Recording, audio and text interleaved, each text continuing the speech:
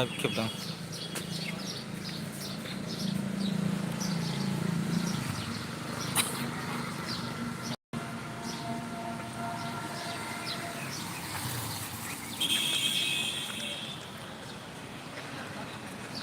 सिलिगुरियावसो दंफैयो आं सिलिगुरियाव आइखौ नायफैदों नै ओमफ्राय सोर दङ कमेन्ट हरलाय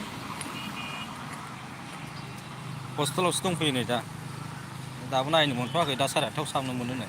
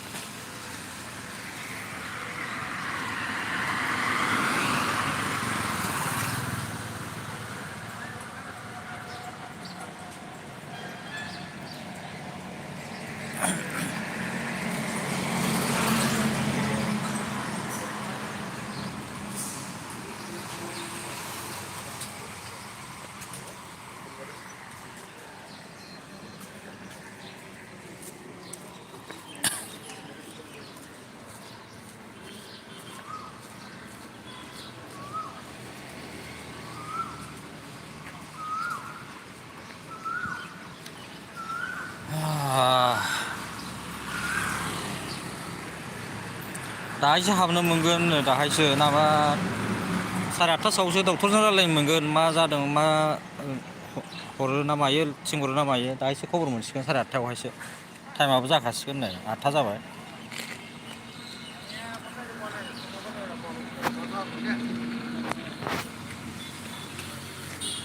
मानसिखौ दाबो आइसिइउआवसो दोननानै दङ नामा अक्सिजेन होनानैहायसो दा नायनो नागिरदोंमोन जों ओमफ्राय 8:30आवसो हाबनो मोनगोन होननानै बुंदों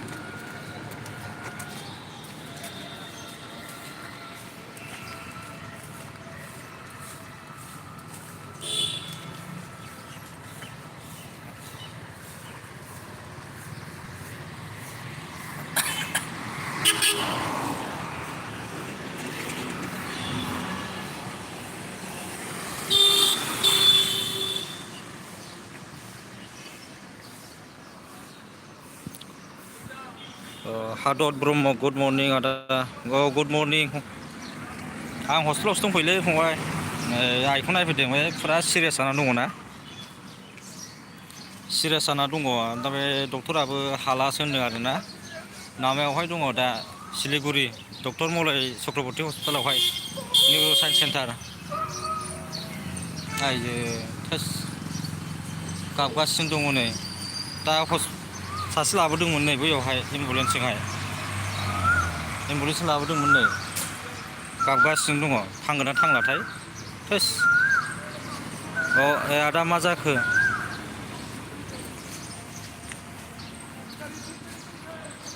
नामा जादोंमोनलै आइया फंबाय नामा प्रेसार स्ट्रक जादों उन्दुनायावनो हारसिङैनो प्रेसार स्ट्रक जानानैहाय थारमाने आवासाबो बन्द' जादों आरोना ओमफ्राय आखाइ लेफ्ट आखाइ ओमफ्राय राइट माबानि लेफ्टनि बे आथिङाबो पेरालाइसिस बायदि जादों आरोना जेबो खालामनो हाया ओमफ्राय दा नोङो एमआरएमआव लांदोंमोन एमआरएमआव हायाखिसै ओमफ्राय ओरै सिलिगुरियावहाय लाबोनाय जादों आरोना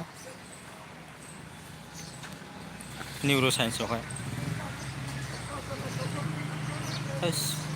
सासे लाबोबावदोंमोन नै दासो लाबोदोंमोन एम्बुलेन्सजों थानाय नंला ना माखो गाबगासिनो दं न'खरनि मानसिया जारलालै मानसिनि जिउआ दानो दं दानो गैया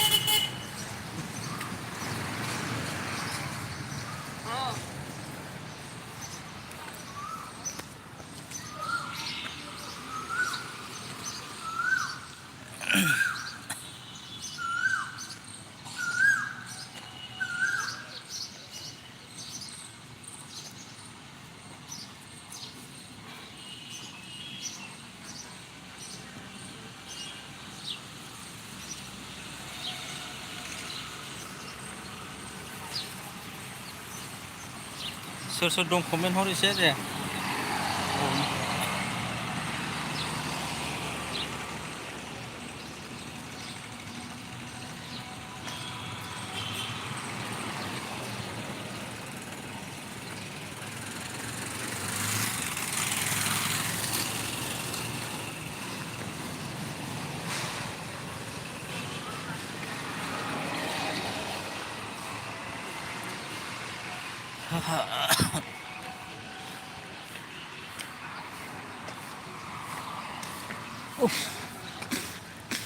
लामायाव जिरायथ'नोसै आं दसे।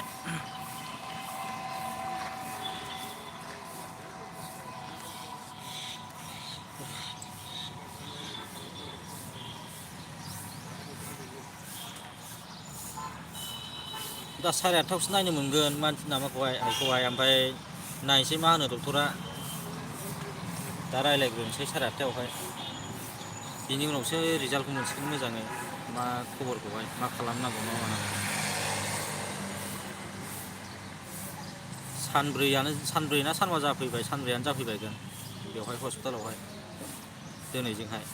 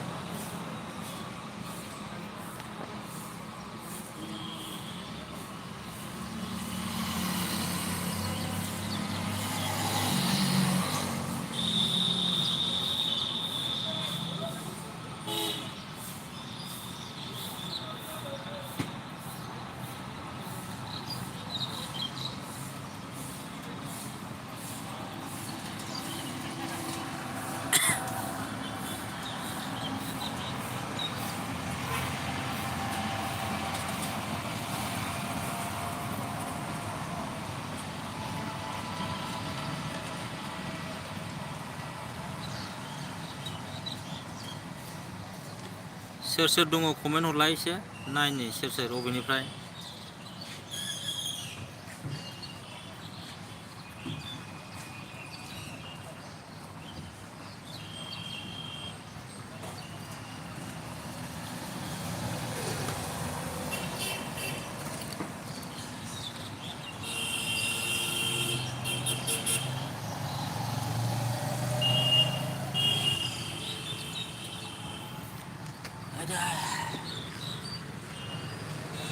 रुमाव थांग्रोनोसै आं, रुमाव थांनोसै आं दसे।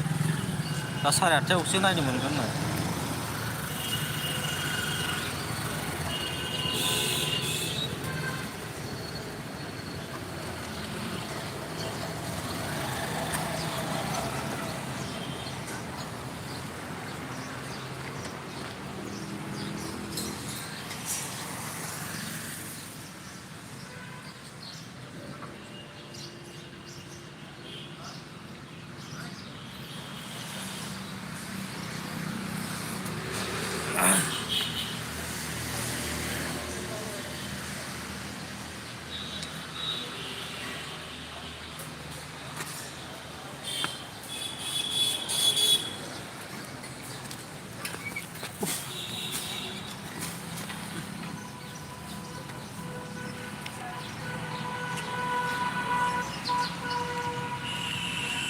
बैनो हस्पिटाला, बे बिल्डिङानो आइखौ दोननाय हस्पिटाला।